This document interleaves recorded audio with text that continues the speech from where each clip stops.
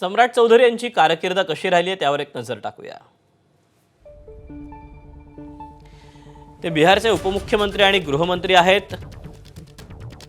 तारापूर मतदारसंघातून ते आमदार म्हणून निवडून आलेत।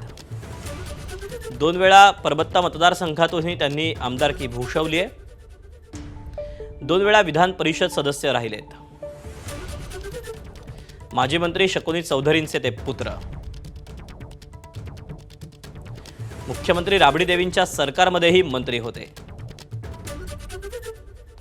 2018 मध्ये आरजेडीला सोडचिठ्ठी देऊन त्यांनी भाजपात प्रवेश केला।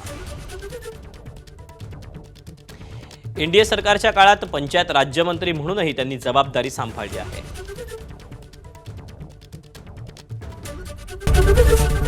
एबीपी माझा, उघडा डोळे बघा नीट।